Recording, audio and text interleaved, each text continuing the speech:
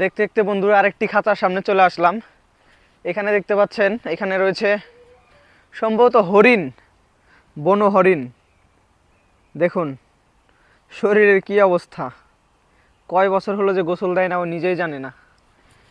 এখানে আরও একটি হরিণ রয়েছে, আর ওই পাশে আরও বাচ্চা কিছু হরিণ আছে, ওই যে দেখতে পাচ্ছেন।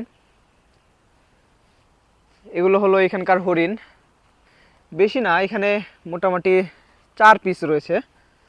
আর এই পাশে তো সেই বিশ্ববিখ্যাত চীনা হাঁস, যেটা আমাদের বাংলাদেশেও রয়েছে, পাশাপাশি এখানে রয়েছে রাজাহাঁস, এটা তো আমাদের বাংলাদেশে অ্যাভেলেবল।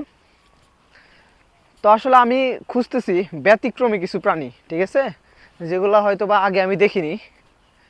আর যদিও এখানে আজকে চিড়িয়াখানাতে খুবই ভিড় কম, তেমন মানুষ নাই, তো এগুলো খুঁজে পেতেও সম্ভবত আমাকে একটু কষ্টই করতে হবে।